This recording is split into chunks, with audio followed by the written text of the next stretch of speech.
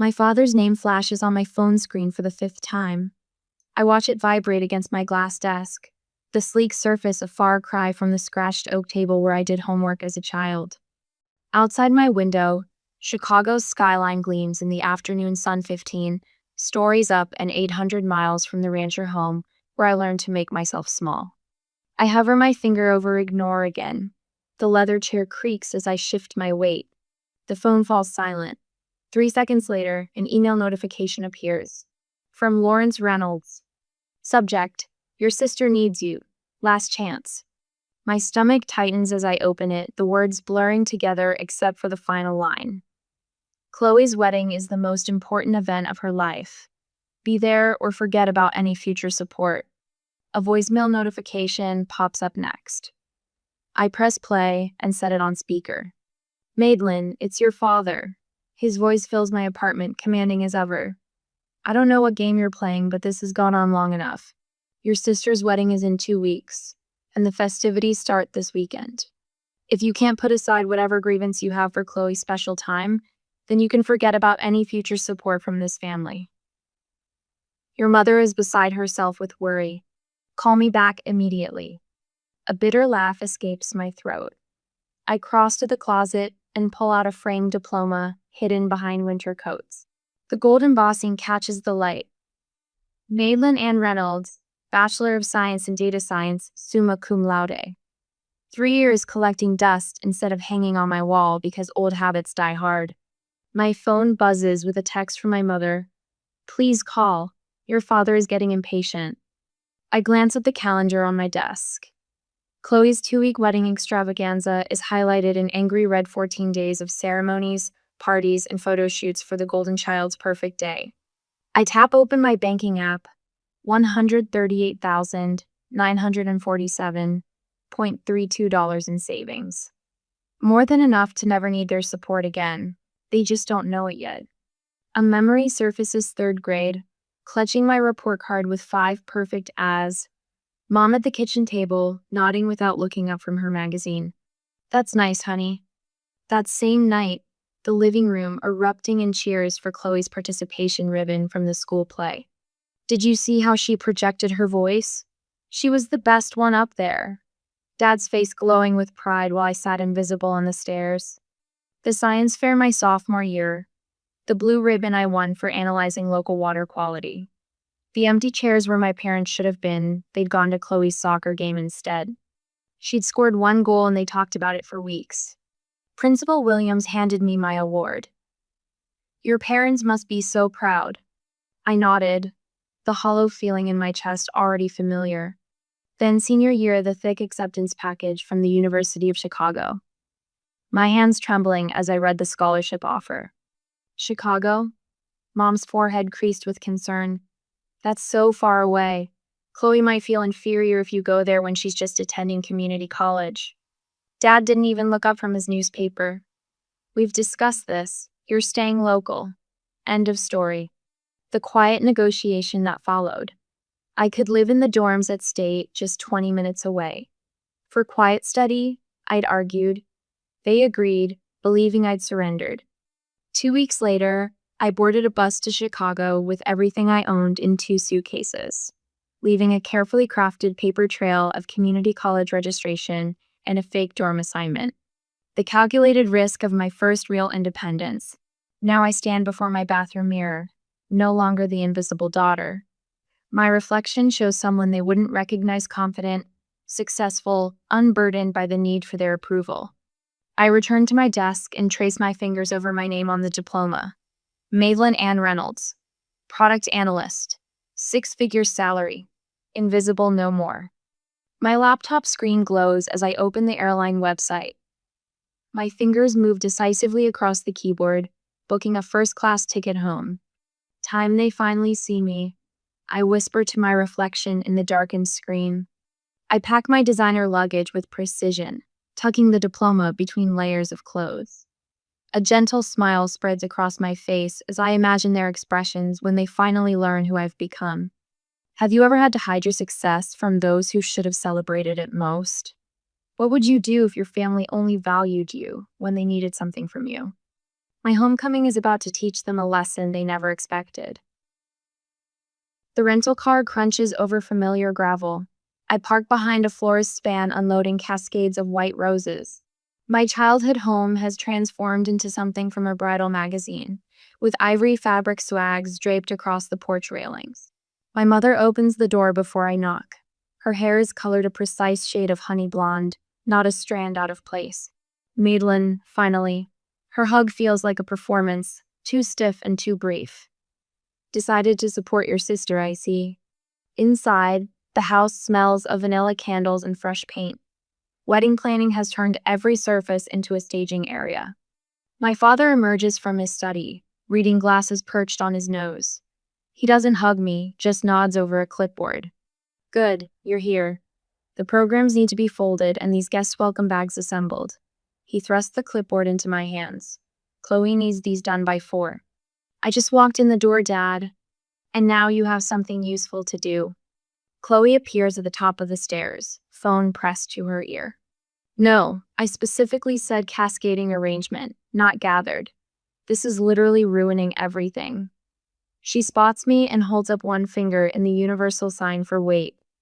Do you understand this is the most important day of my life? When she finally descends, she air kisses near my cheek. Mad, thank God. The caterer's threatening to quit, and Mom is useless with the seating chart. Nice to see you too, Chloe. Elliot's planning this surprise for the reception, and I need to make sure it coordinates with everything else. Elliot? I set down my bag. Her fiancé, my mother supplies. You'll meet him at dinner. He's absolutely wonderful. Such a brilliant investor. Crypto millionaire, Chloe corrects with obvious pride. Elliot Brady arrives at precisely 6:30, carrying an expensive bottle of wine and wearing a smile that doesn't quite reach his eyes. He's taller than I expected, with the kind of clean-cut handsomeness that belongs in commercials for luxury watches. The mysterious sister finally appears. He grips my hand too firmly. Chloe said you were some kind of computer genius hiding away in the big city. Product analyst, I correct. Sounds intense. He winks. I've got some friends developing an AI trading platform, revolutionary stuff. We should talk shop sometime. During dinner, Elliot dominates with tales of crypto investments and exclusive opportunities. My father hangs on every word. So which exchanges do you primarily trade on? I ask, during a rare pause. Elliot's smile freezes momentarily. Oh, a mix. Mostly private platforms, exclusive access through my network. Fascinating. And your company's based where? We're decentralized, he replies smoothly. The beauty of blockchain, right? I've got partners in Singapore, Zurich, Dubai. My father shoots me a warning look. Madeline, not everyone wants to discuss business at dinner. Later, searching for wedding programs in my father's study, I stumble across refinancing paperwork for the house, dated 3 weeks ago. The property I grew up in, which had been nearly paid off, now carries a sizable new mortgage. Voices drift from the adjacent dining room. Lawrence, are you sure about this second mortgage? My mother's worried tone freezes me in place. That's everything from my inheritance, too. Helen, Elliot has guaranteed 20% returns minimum. But $115,000 is... You wouldn't understand investments like these. My father cuts her off. This is what building real wealth looks like. I lean against the wall, my analyst brain calculating risk factors. Second mortgage, family savings, inheritance, all flowing toward Elliot's vague investment opportunity. He's a fraud. Aunt Helen's voice is barely above a whisper as we stand in the back garden, supposedly admiring her contributions to the wedding flowers. You see it too? I ask. She nods, her gray eyes so similar to mine sharp with concern. Your father won't listen to me. Started talking about how I've always been jealous of his success. Mr. Wilson down the street lost $50,000 in an exclusive investment opportunity last year, she continues. Sounded awfully familiar when I heard about Elliot's proposals. Madeline? A familiar voice calls from the fence line. Mr. Thomas, my old science teacher, waves. I've been following your career. That Chicago data science program you attended is one of the best in the country. I freeze. How did you... Unlike your parents, some of us actually pay attention. Aunt Helen pats my hand. For the first time since arriving, I feel seen. Dad, Mom, I think we need to talk about Elliot. We're in the living room that evening. What about him? My father doesn't look up from his newspaper. I've noticed some inconsistencies in his business claims. The way he describes his investments doesn't align with how crypto markets actually function. My mother sighs dramatically. Honestly, Madeline, you've always been jealous of your sister's happiness. This isn't about jealousy. His investment claims don't make mathematical sense. My father finally looks at me, his expression hardening. You don't understand business at this level, Madeline. Not everything fits into your little spreadsheets. The front door opens, and Chloe enters with Elliot. She immediately senses the tension. What's going on? Your sister has concerns about Elliot's business. Chloe's face crumples. Are you serious? You show up after 3 years and immediately try to ruin the only good thing in my life? Elliot places a protective arm around her. It's okay, babe. Some people just don't understand innovation. I look at their faces defensive, dismissive, deluded, and realize I've miscalculated. They don't want the truth. They want the comfortable fiction that makes Chloe special and Elliot a prince. The invisible daughter sees everything, but no one wants to look.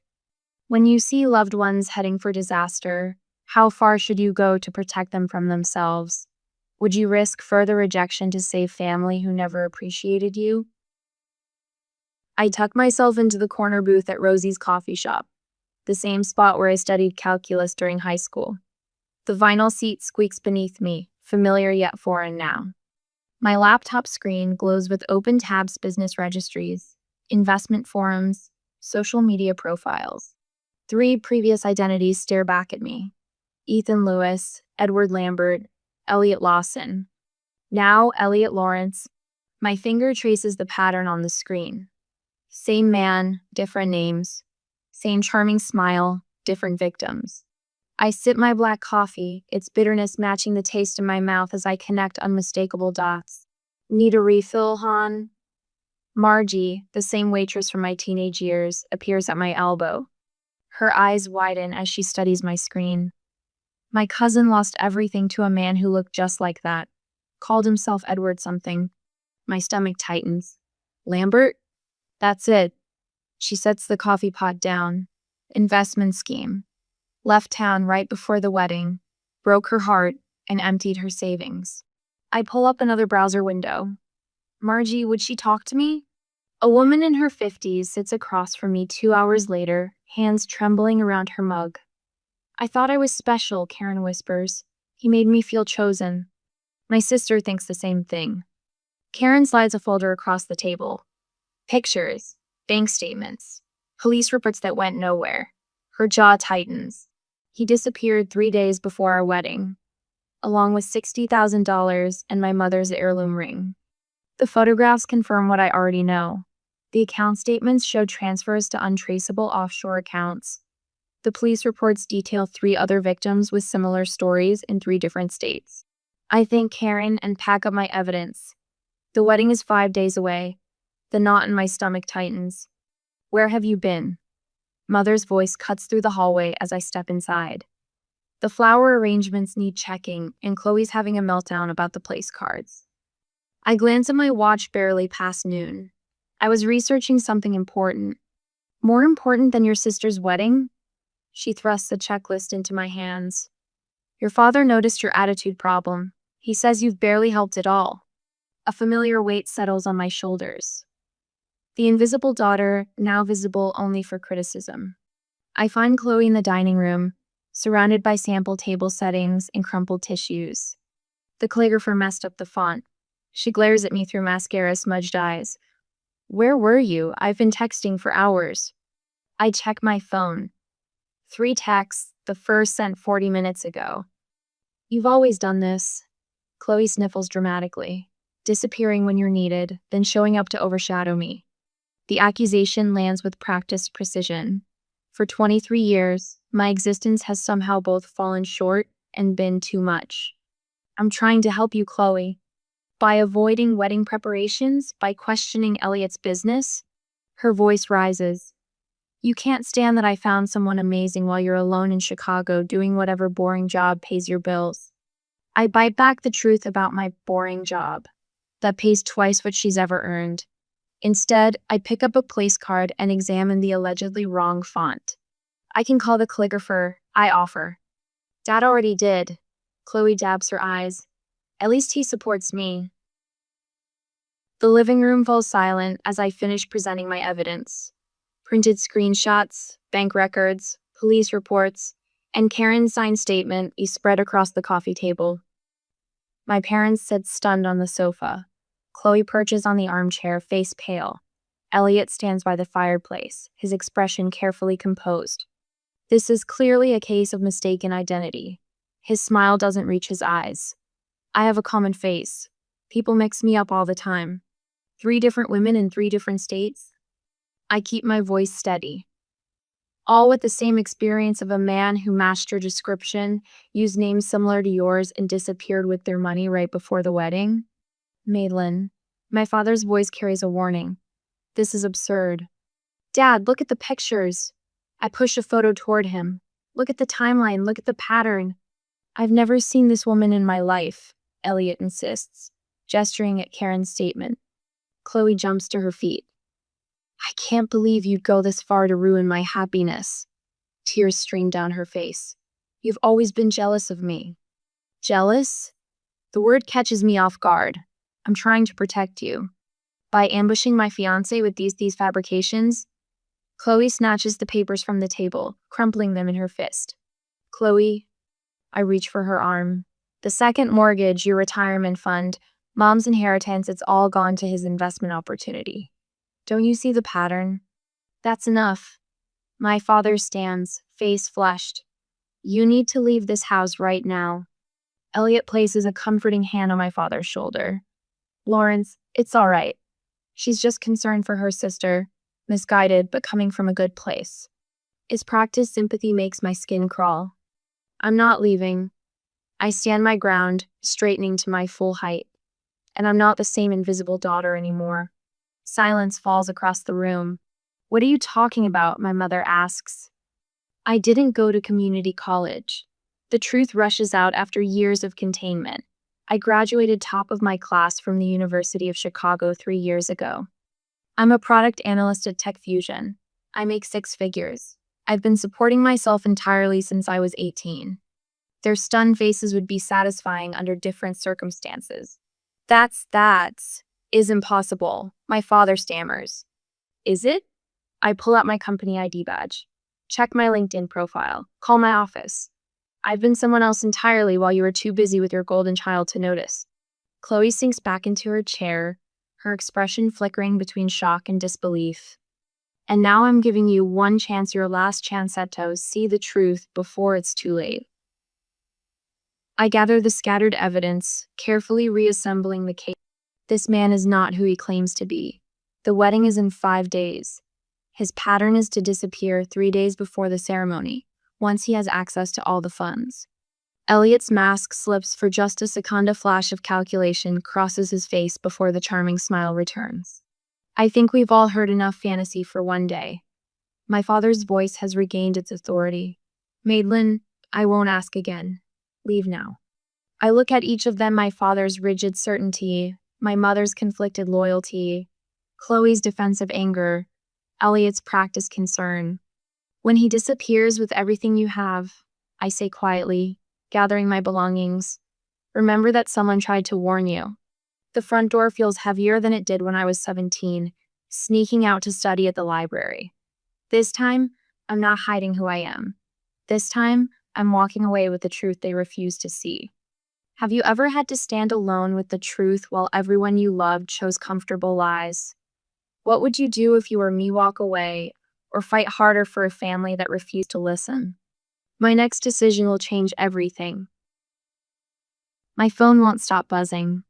I set it face down on my kitchen counter and pour another cup of coffee, watching the steam rise in the morning light of my Chicago apartment.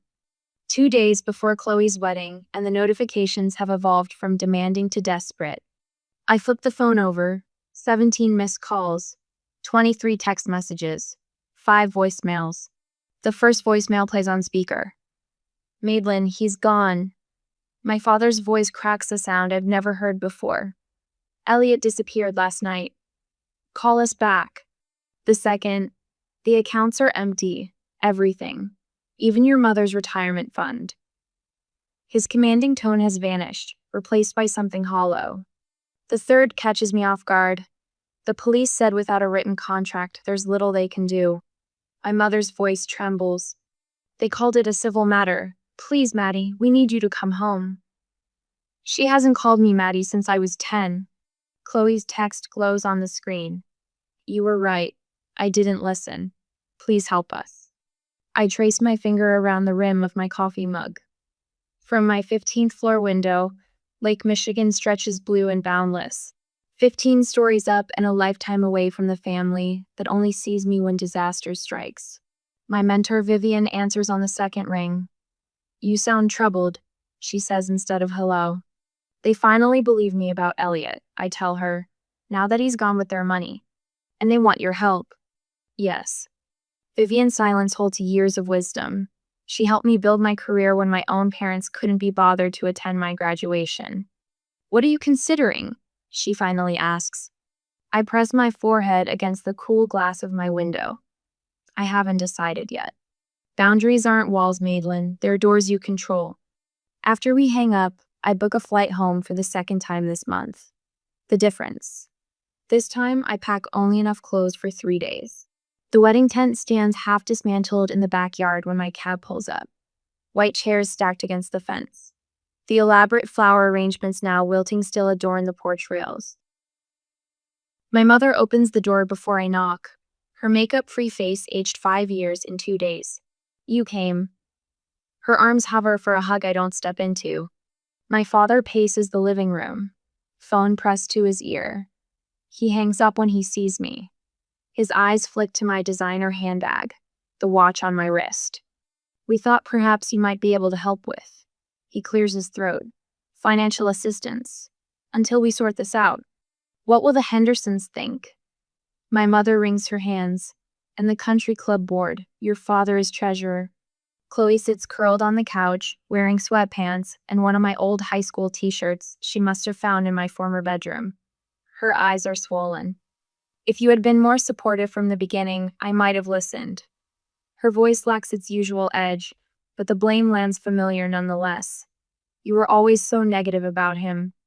I set my handbag on the coffee table and unbutton my coat. The living room feels smaller than I remember.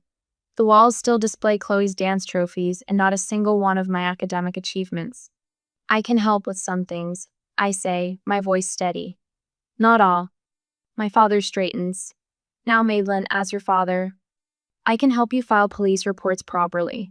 I can contact my colleague who specializes in financial fraud recovery. I can connect you with a lawyer who handles cases like this. I take the points off on my fingers.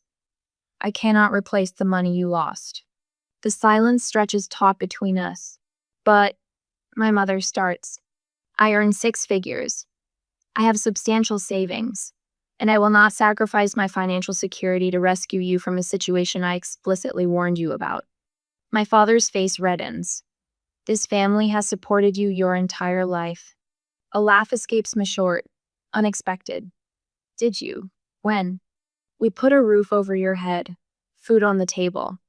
That's the legal minimum, Dad. Chloe uncurls from the couch.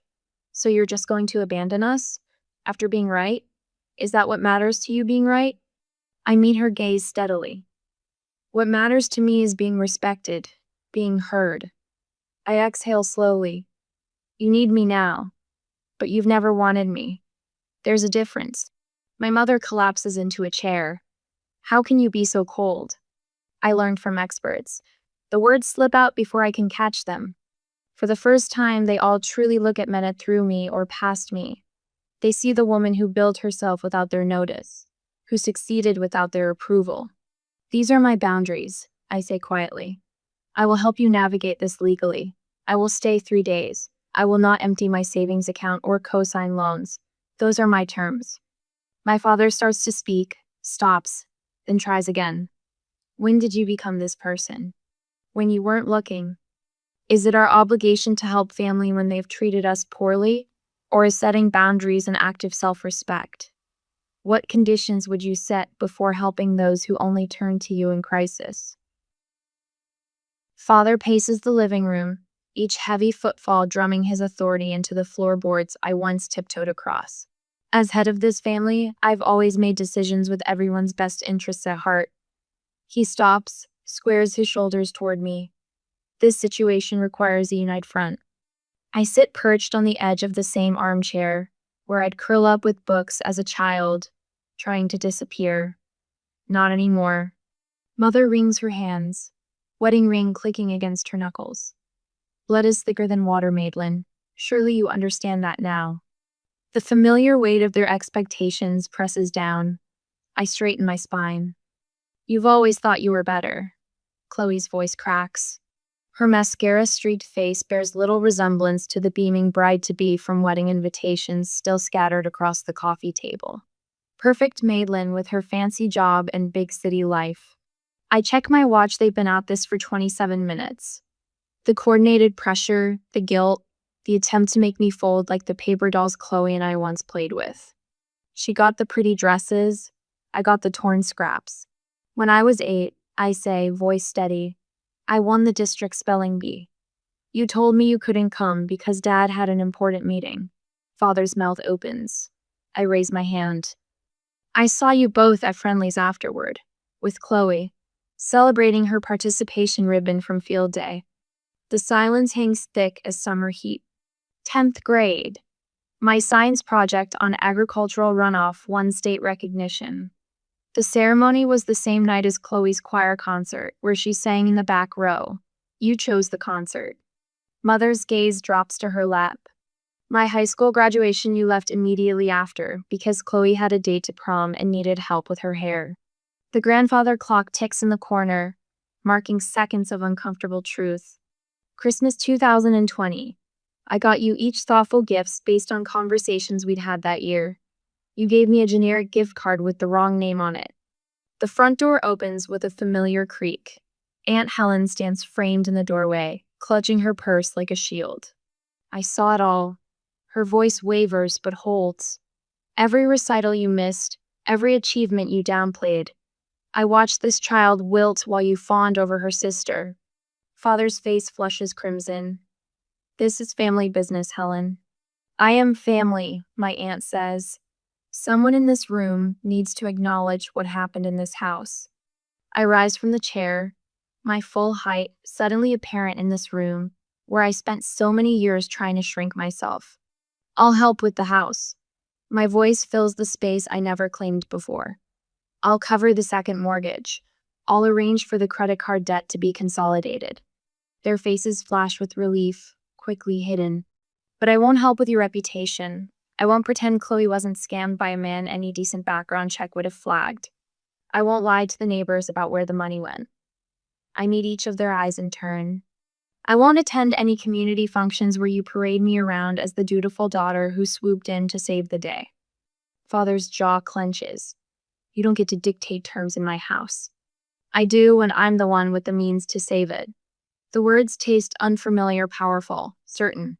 My assistance comes with legal protections for me. The money will be handled through formal channels with documentation. You won't have direct access to any funds. Think of it as a business transaction, not a family bailout. Mother's eyes widen. We're not some charity case, Maylin. No, you're not. Charity doesn't come with requirements. This does. From my briefcase, I withdraw 3 copies of a document my lawyer prepared. The paper makes a crisp sound as I place them on the coffee table. This outlines the terms of my financial assistance. One-time solution, not an ongoing relationship. I'll transfer the funds to pay off the second mortgage directly to the bank. The credit card consolidation will go through a financial advisor I've selected. This is ridiculous. Father blusters, but his eyes track the papers. Second page is an acknowledgement. I tap the document. It states that for years, you consistently favored one child over the other, creating an environment of emotional neglect. Mother gasps. We would never sign such a thing. Then I'll leave, and you can explain to the bank why you can't make next month's payment. The room falls quiet except for Chloe's ragged breathing. Father reaches for his reading glasses with shaking hands. You've become hard. I've become honest. I remain standing. The world didn't break me, neither did you, but I won't pretend anymore. He reads silently, pen hovering above the signature line. His hand trembles. Your mother and I did our best. Your best was deeply unequal. The words emerge without anger, just truth. 10 minutes later, all 3 signatures mark the page. I text my financial advisor to proceed with the arrangements we discussed. I pull out my phone and make a call. Miss Winters, we're proceeding with Plan A. Yes, the full arrangement. I listen briefly. Thank you. The documentation has been signed. You'll receive copies within the hour. I turn to my family. Rachel Winters is a certified financial advisor who specializes in family debt restructuring. She'll contact you tomorrow to begin the process. Everything will go through her, not me. Father opens his mouth to object. This isn't negotiable, I say. She'll ensure the mortgage gets paid and creditors are handled properly. The money never touches your accounts directly. I gather my things without rush or ceremony. No tearful embraces, no promises to call soon. I hope you find peace with your choices. I straighten my jacket, check that I have everything. Aunt Helen follows me onto the porch. Will you be all right? The afternoon sun warms my face as I look at the street where I once waited for a school bus, dreaming of escape. I already am. I walk to my rental car, back straight, steps measured. The rearview mirror shows the house growing smaller, but I don't look back. Some bridges can't be rebuilt. Some shouldn't be. Sunlight streams through the bay windows of my home office, casting golden rectangles across the maple desk where I've arranged my life in neat, purposeful rows. My Chicago apartment is gone traded for this craftsman bungalow with its solid bones and history. 1 year since I walked away from the Reynolds family drama. The diploma now hangs centered on the wall. Madeline Ann Reynolds, Bachelor of Science in Data Science, summa cum laude. No longer hidden behind winter coats. No longer a secret. My laptop chimes with an incoming video call from Layla, the 3rd student in my mentorship program for first-generation college women. Her face appears, bright with news about a scholarship interview. I used that preparation technique you taught me, she says, tucking her dark hair behind her ear. When they asked why I deserved it more than others, I didn't apologize or minimize. I told them exactly what I'd accomplished with it. And I lean forward. Her smile breaks wide. They called an hour ago. I got it. You earned it, I correct her gently. There's a difference. After the call, I step into my backyard garden. Spring has coaxed the first green shoots from soil I've amended and nurtured through seasons of patience. My fingers brush the tender leaves of tomato seedlings. These will grow strong, unlike the withered roots I left behind. The letter from my therapist, Dr. Chen, sits on the patio table. 1 year of weekly sessions documented in her precise handwriting. Patient demonstrates significant progress in establishing healthy boundaries and recognizing her inherent value, separate from family validation. Wednesday afternoons still belong to the community center where I teach financial literacy to young women. Last week, Tanya, quick-witted 17-year-old with a spark that reminds me of myself, spotted the warning signs in a pyramid scheme targeting her mother. I showed her the numbers don't add up, she told me, pride straightening her spine. My phone buzzes with Aunt Helen's monthly update. I scan the text. Dad and Mom still struggling to refinance the house. Chloe working part-time at the local bank, attending therapy twice a month. No mention of attempts to contact me directly. The boundary holds firm on both sides. The garden timer chimes. Time to prepare for tonight. The community center auditorium fills with steady applause as I walk toward the podium. The mentorship program I founded has been recognized for its impact on first-generation college students. The award feels substantial in my hands, glass and metal catching the light, solid and real. I scan the crowd as I speak. No empty chairs where parents should sit.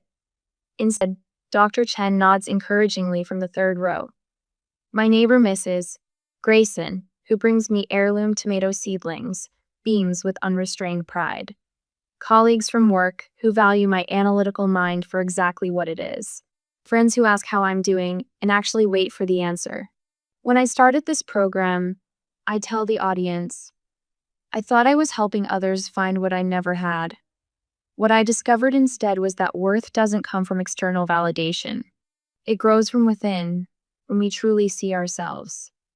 Back home, I open my laptop to finalize details for the Reynolds Visibility Scholarship for academically accomplished students whose achievements have been overlooked. The essay question reads, describe a time your contributions went unrecognized and how you maintained your sense of value. A notification pops up, a mail from Sasha, my first mentee. You saw me when no one else did. That changed everything. As twilight softens the edges of the day, I water my garden with methodical care. The tomato plants stand alongside peppers, zucchini, and herbs, each one chosen, planted, and tended by hands that know their own strength. The rustle of leaves in the evening breeze sounds like whispered approval. I touch the stem of a rose bush I pruned severely last fall. It's sprouting new growth, stronger than before. Some things grow stronger when cut back, I whisper, a smile tugging at my lips as I survey the life I've built, thriving, rooted, and finally, completely visible.